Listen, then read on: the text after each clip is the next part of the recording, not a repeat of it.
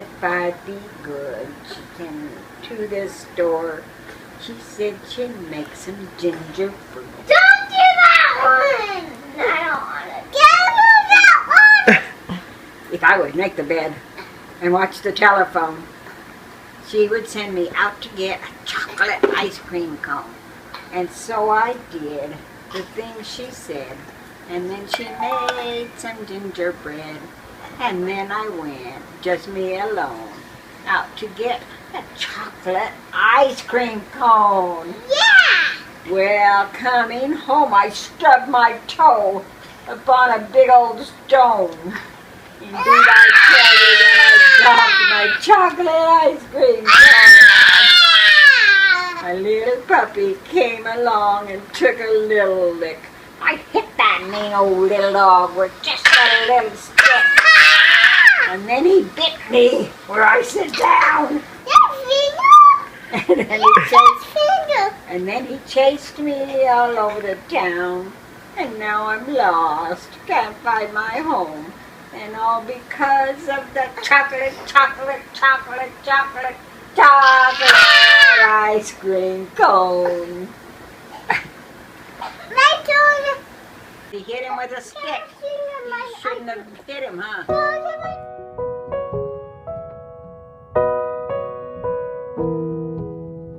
You won't believe it, and strange as it sounds, extraordinary magic follows you around, and the camera can't catch it. You won't see it in the mirror. If I say look behind you, you turn around, it disappears. But I see it, I see it, I swear I do. I see extraordinary magic in you.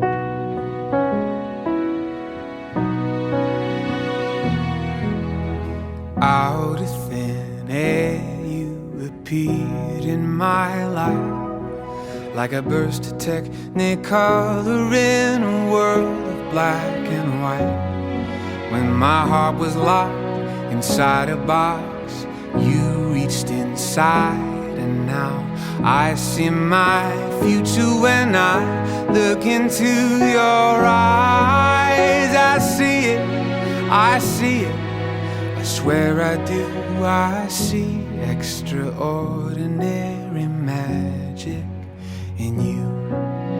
And I know that miracles happen. Who cares what they say?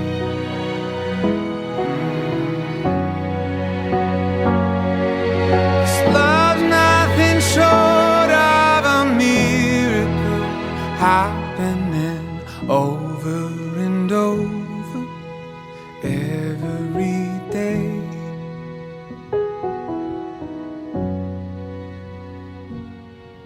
So I'll keep my eyes open, awed and amazed, and if you start to doubt it, I'll remind you of the million ways I see it, I see it, I swear I do. I see extraordinary magic in you.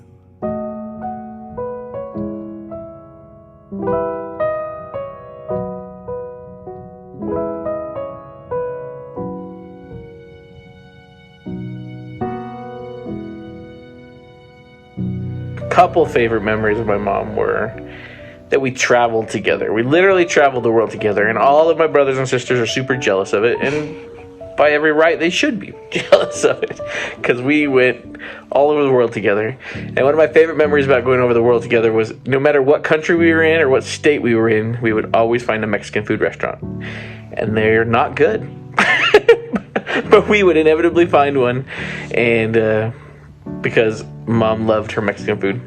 Another one of my favorite memories of Mom was just her in the kitchen. I know, and that sounds crazy, but Mom fed people, and she fed people like Christ fed people.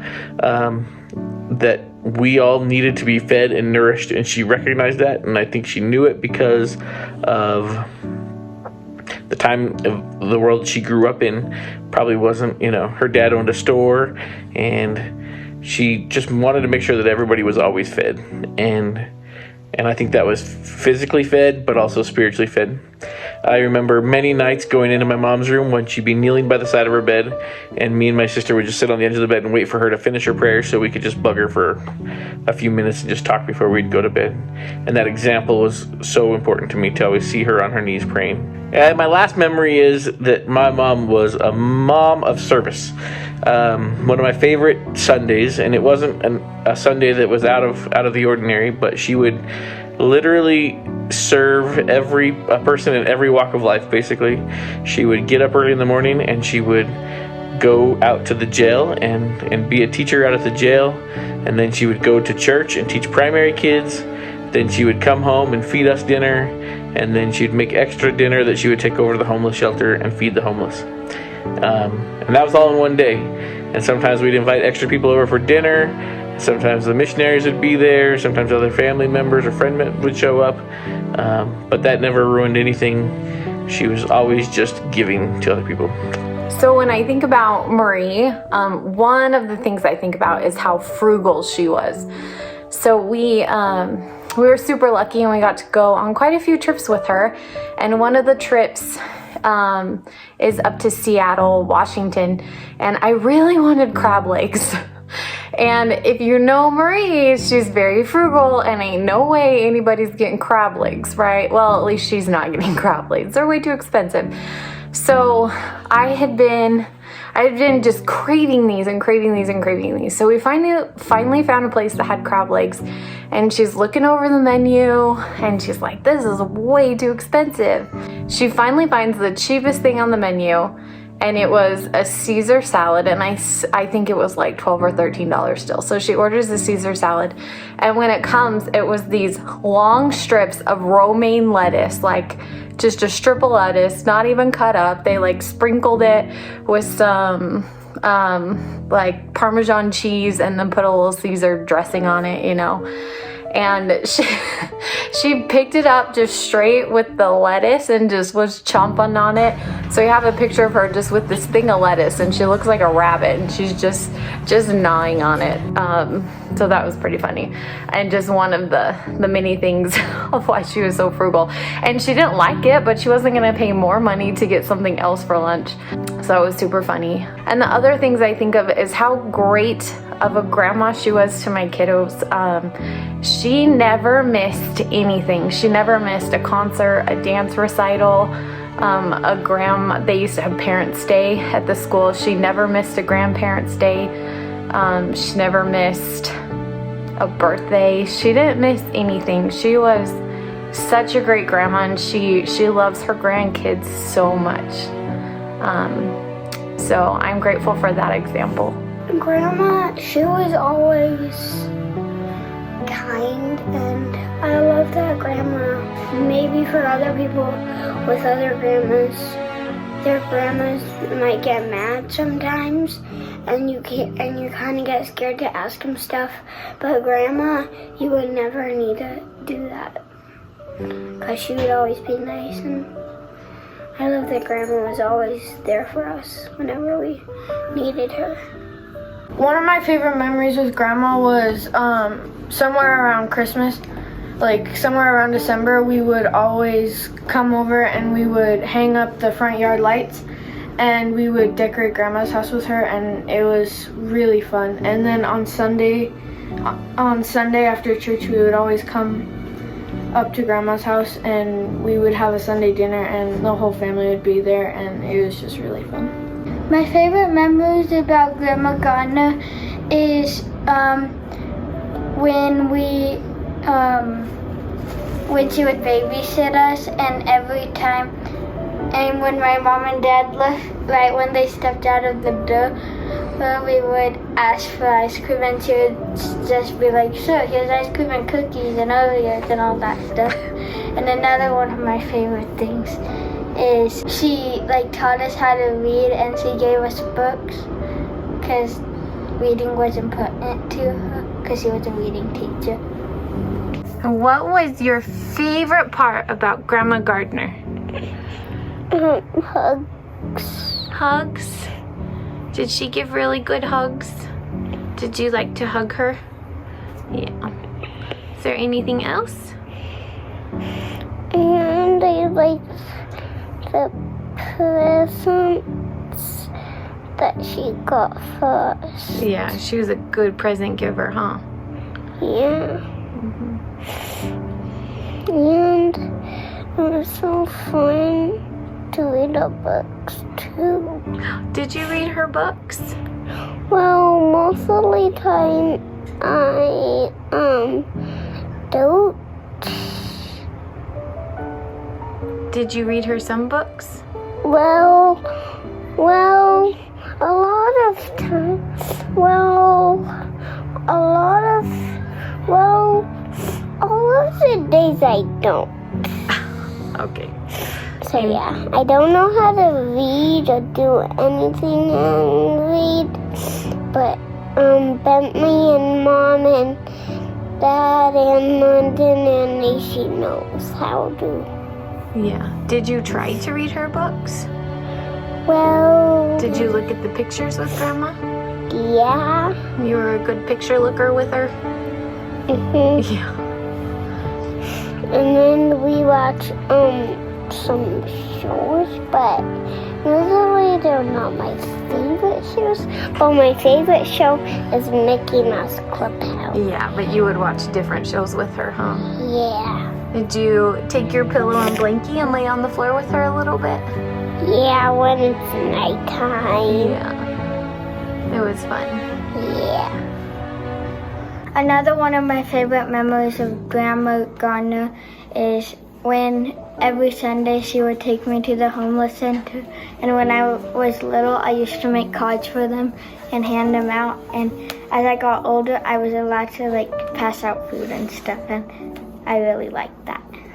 My favorite memories of Grandma, every time we walked into her house, every time we stayed the night, we'd always have cantaloupe the next morning, we'd have potato soup that night, and we'd have biscuits and gravy for breakfast. Bread and gravy. She spoiled me by letting me get cookies out of the cookie jar. Whenever you wanted. Yep. That is spoiled. When we think of Grandma Gardner, we were thinking about all the fun, silly sayings or songs that she had. One of my favorite sayings, and I say it to my kids all the time, is, "Here's a little trick I learned in the Army." And one of Carl's favorite phrases that she used to say is, "Get your hands off my daughter." I'll never forget that one. Marie was a tiny, short woman, and I was scared to death of her. She walked out of the room, and Kelly laughed and said, "Come here." I said, I wouldn't put my hand back on her knee, and I love Marie. She scared me to death, and what I found was her bark was fierce in love for her family, but her heart was even bigger and better. Love you, Marie. Okay, some of the songs and a game that we remembered that we loved of Grandma's. The game was called?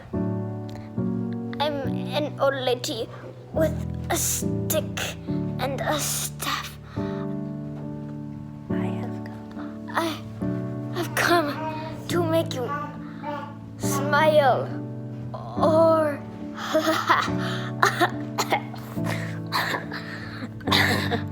Or laugh. Ava Marie is taking after Marie. She can make anybody laugh with doing her old lady stick and staff, which I remember Grandma Gardner was really good at. Some of her favorite songs that we love are "Shoot Fly, Don't Bother Me, Shoot Fly, Don't Bother Me." Yeah, Larkin, go away. The doggy song. I mentioned the doggy song, and Ava said, "Don't sing the doggy song. I hate that song," and she immediately started crying. Because we all would cry when she would sing it. But we would all be bawling and say, "Sing it again, Mom, sing it again." And headache or, yeah, Mama dear. That's what we learned in the school. Yeah, yeah. That was another one of hers. And oh, I wish I was a little English sparrow. Oh, I wish I were a little bar soap. Oh, I could slippy, slippy, slidey over everybody's hidey. Oh, I wish I was a little bar soap. And so that was another fun one. And there was a little car, the cutest little car that you ever did see. That was another favorite. So Grandma was full of fun sayings, fun games, and fun songs. Apparently, years of scouts. She's always kind, never really rude, and she never did bad stuff. She was the best grandma ever.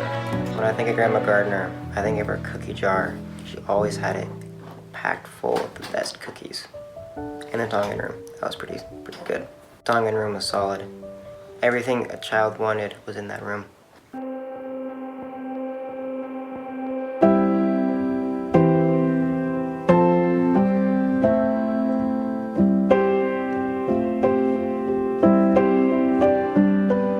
$14A window seat, tennis shoes and faded jeans. Nervous as he tells me it's his first time on a plane.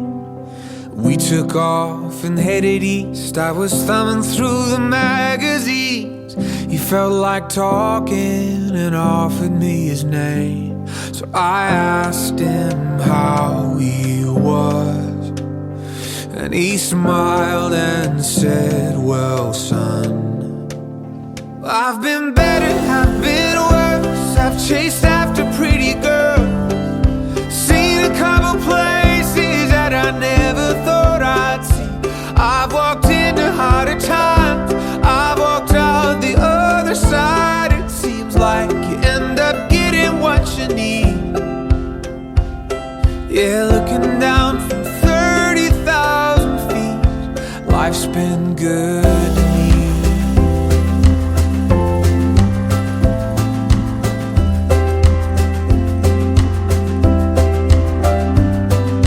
I've been out a month or so, another night, another show. 100 different cities, they all just seem the same. He asked me what it must be like singing songs under the lights. Well, it's got its moments, just the same as anything. I miss my town, I miss my wife, but I'm up here with you tonight. I said I've been better, I've been worse. I have loved a pretty girl, I've seen a couple places that I never thought I'd see. I've walked into harder times, I've walked out the other side. It seems like you end up getting what you need. Yeah, looking down from 30,000 feet, life's been good to me. Good to me. Favorite memories of Grandma Gardner is the many times that her husband got her into feeding hundreds of people at a time, and I always felt it a privilege that she would ask me to help her feed those people. And I learned a lot from her about just going with the flow and not getting too upset when things don't go the way you want it to go. So I learned that from her. I also learned how to go shopping. She taught me how to shop for a large family, and you always looked for the X's or the out-of-date date on the package. And she taught me a lot, and how to raise a family. I watched her raise her children, and I remember thinking I want to do the same she did. So a lot of good memories.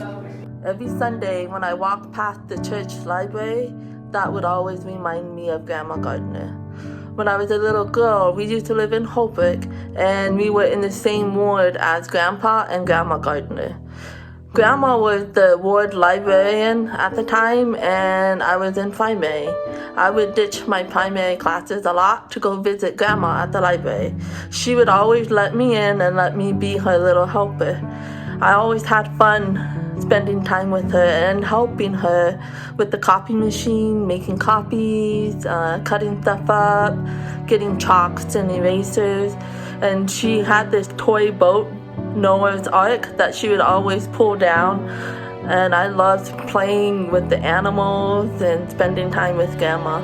She would also take me, I remember going into a different room when things were slowed down. We would go work on family history, genealogy. She was showing me how to use the microfiche, I think that's what it's called, microfiche reader. I spent some time in there with her doing some family history. Those are my favorite memories.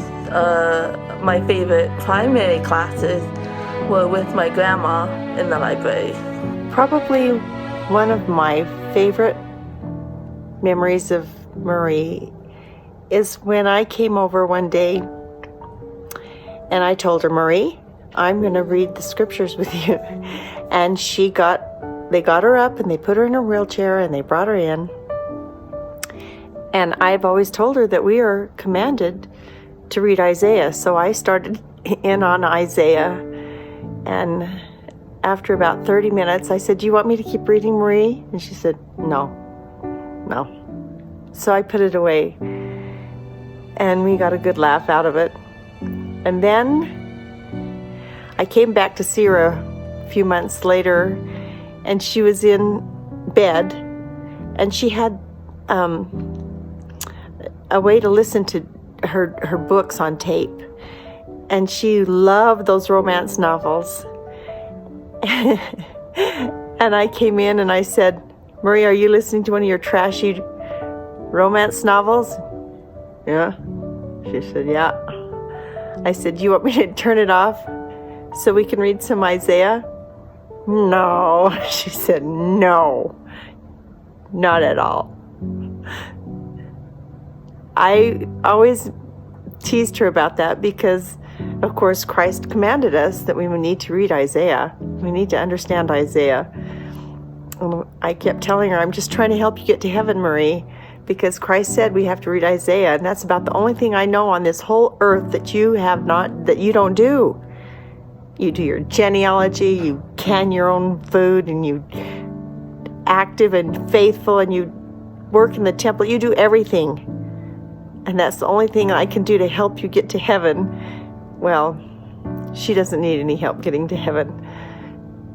I always told her when I grow up, I want to be just like you. And I love you, Marie Gardner. You've been such a dear friend to me. And I'm going to miss her terribly, but I'm so happy for her. I'm so happy that she's where she is and she has no worries. Isaiah can come and tell her what he needs to tell her because she's worthy of it. I love you, Marie.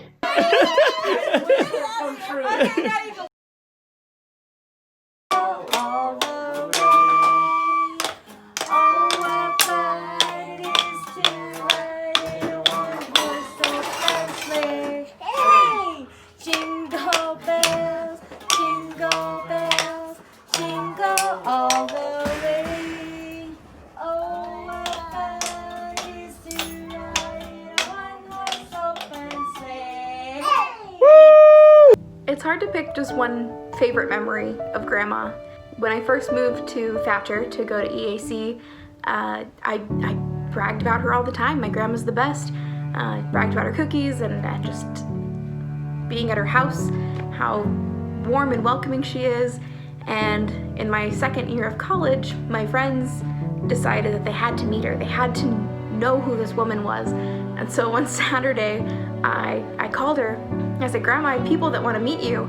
She said, why? I said, well, because you're awesome, that's why. She said, okay, I'll start baking and drive on up. Let's meet them. So we piled into a car and we left Thatcher, drove up to Holbrook, and hung out with Grandma Gardner for the afternoon. And she told us about what EA was like when she was there, and we told her about our experiences so far, and they were returned missionaries and they exchanged mission stories, and then she said, all right, drive safe. And so we loaded back into the car and went down to Thatcher, and my friends understood at that point. They understood why I was bragging about my grandma all the time. But I think my favorite memory of Grandma, I actually got to go with her on our very last Disneyland trip, just a few months before her stroke, and we had made a bet with the younger cousins that if they rode the Guardians of the Galaxy ride, the one that drops you, they could have a churro. So Kyle and Alli took a couple of kids, and Grandma and I took another kid, and she was not excited, but she rode that ride. She went hands up.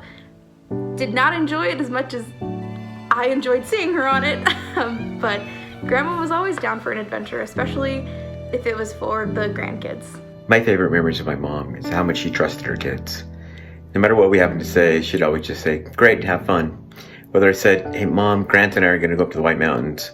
We're going to go snowmobiling. We're not quite sure when we'll be back, but I'm sure we'll be back sometime today.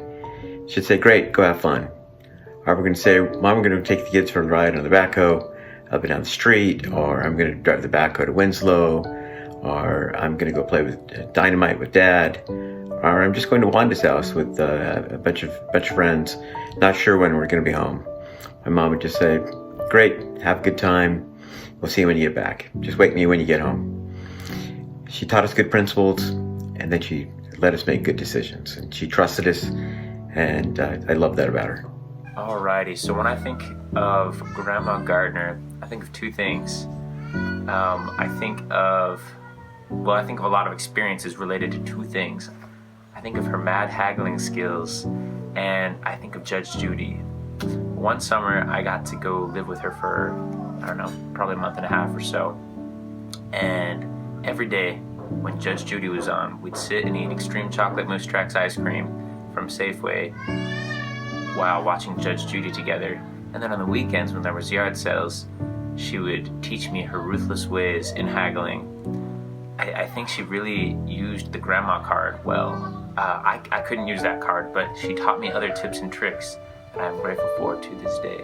On Sunday when on dinner when we always went to Marie's house, and after dinner she always had ice cream. The first memory is from, I can't even remember if we were living up here or if it was when we were just visiting Holbrook, but we went to Mr. G's Pizza. We had a good time, and everything, the whole family, the Gardners, the Carbonos, I think my mom and dad were there anyway, and I convinced Marie to give me a little kiss on the cheek, and I've got a photo of it as well, so I'll have to find that picture.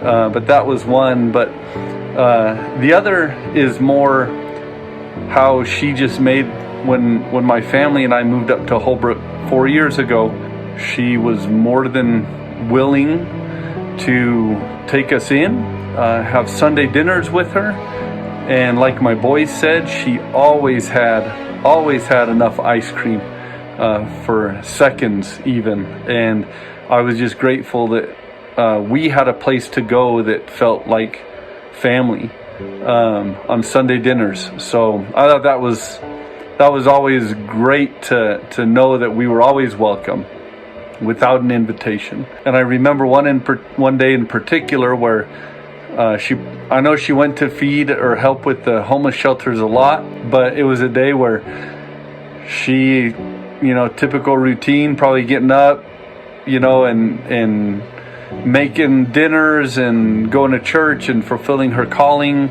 and then having all of us over there, and then she said that she had somewhere to go and she had to go feed the homeless. So we all stuck around the house while she left and continued to serve. And that memory is stuck with me. I've remembered that, and I'm grateful to her for the example that she showed to me and to my family. So my memories of Marie come from when we moved to Holbrook. I had met her a couple times before, but when we moved here was when I really got to know her. We were invited to family dinner with Kyle and Alli, of course, and I remember feeling a little nervous, and I was kind of, I didn't want to intrude or, impose on family dinner because it was the Gardners thing. But Marie never once made us feel like we were imposing. We just became part of the group, and I feel like Marie did that with everyone. She never acted put out. The three boys that we had, they were a handful, and she just let them join the family. She treated them just like her grandkids.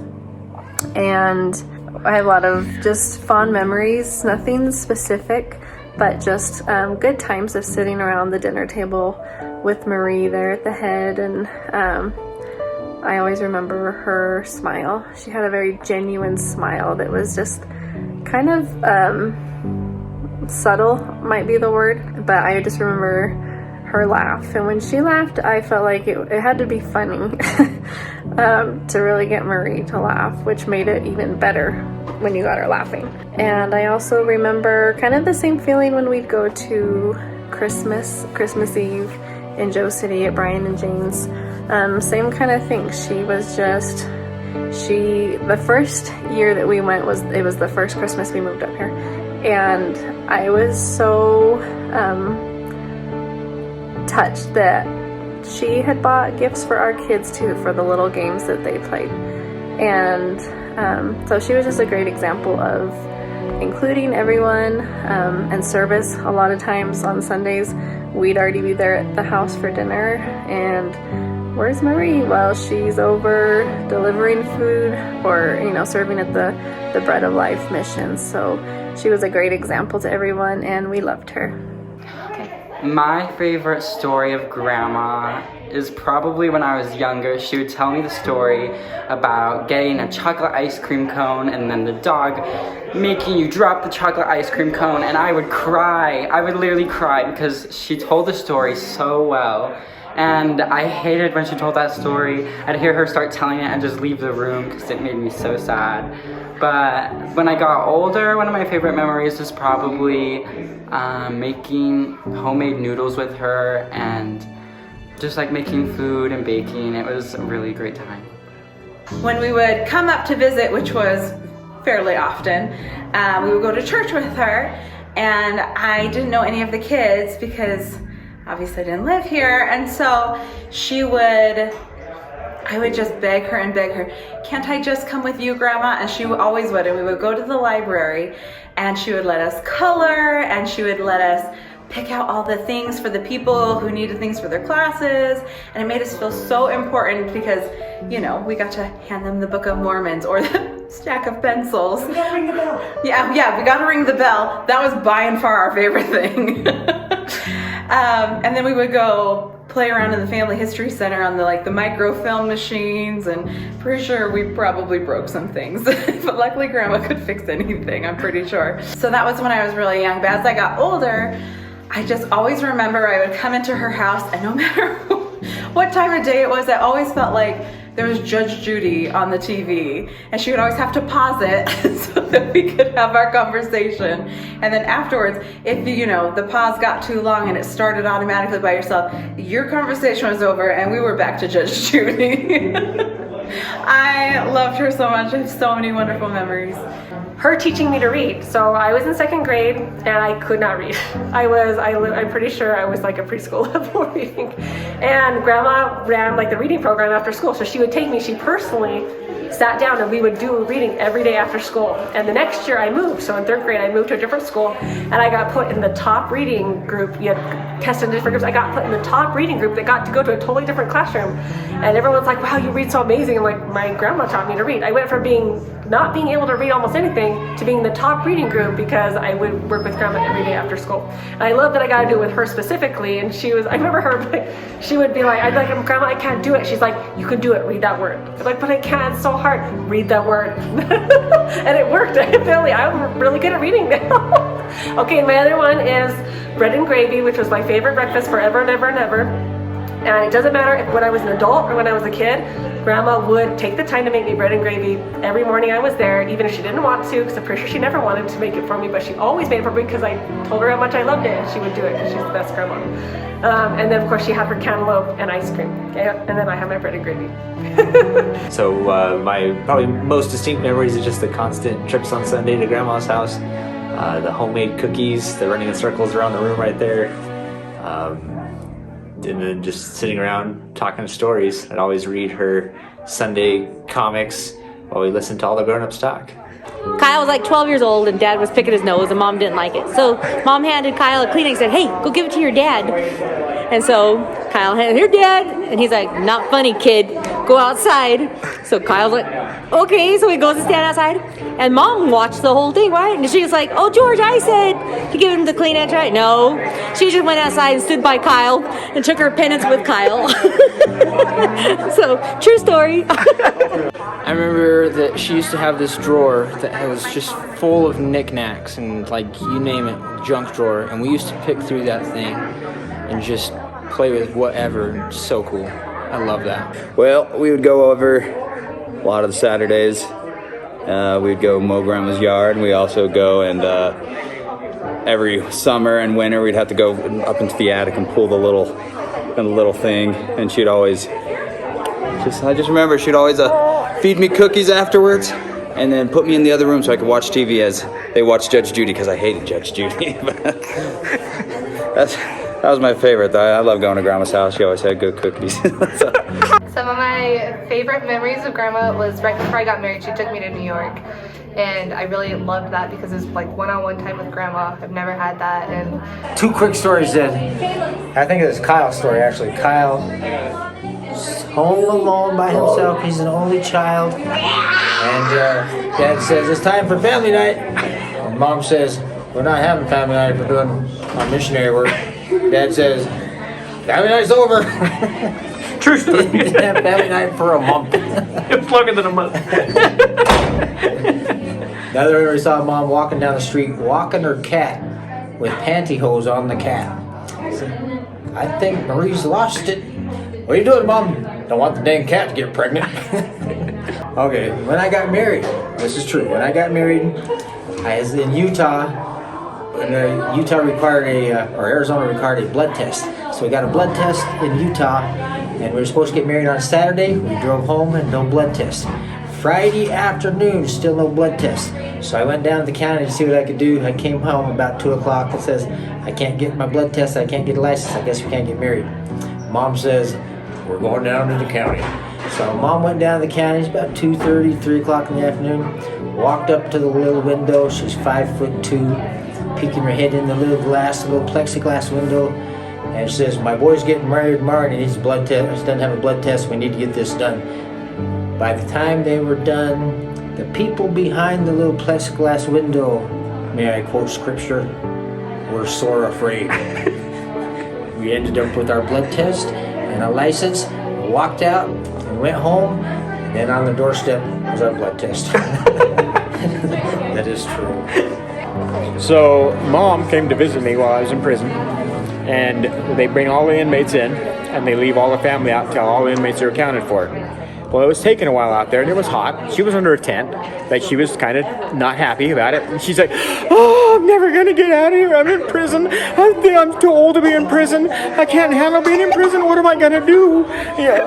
And she threw kind of a little tantrum, and this lady goes, ma'am, are you okay? She goes, no, I'm in prison. I don't know what I'm gonna do. I need to get out of prison. I'm stuck in here. So they put her right in the front line and sent her on her way. Okay. Running around the house, and she wouldn't yell, and she'd just give us cookies. Kyle, with the young men, young women, was put on a scavenger hunt, went to Mom's house. She acted out this whole thing, laid on the floor, spun around, acted like a kid, threw a tantrum, played out this whole act for them, and they got 7 different things at one stop. She was a ham and a half. How about all the crap she gave you over all the cars you had? I don't remember that. She was always very, very We all remember that, yeah. of how many cars I had. You know, I got plenty of property over in Joe City.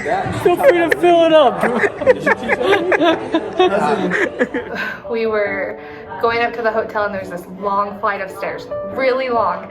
And we had all our luggage, and then we were gonna walk up the stairs, and this really nice gentleman came and asked Grandma, like, hey ma'am, can I take your suitcase up for you? She's like, no, I got it. Like, no, really, I can help. No, I got it. We got it. And so the guy leaves, and she's like, Cassie, grab my bag. I'm like, Grandma! Really? So I run up the stairs and put my bag down, run back down, get her bag, run back up the stairs. It was a long trip, but we got it. That was Grandma. And then the second part of that trip, we were on the boat to the Statue of Liberty. And there was this guy on the boat, and he was flirting hardcore with Grandma, and she had no idea. And he was just flirting with her, and He had a little cute earring, and she was just flirting, and Grandma was just talking to him, and they were having a good time. And then after we got off the boat, I was like, Grandma, he was flirting with you. And she, no, he wasn't. Yes, he was. No. Yes, Grandma. Well, the only reason I was talking to him because I thought he was gay. So it's like, oh, Grandma. It was fun. I love that trip. Grandma, I'm named after Grandma, so everybody says I'm stubborn like Grandma. I love that. Yes, I am. I get that from my grandma. And she started my love of Judge Judy and just life.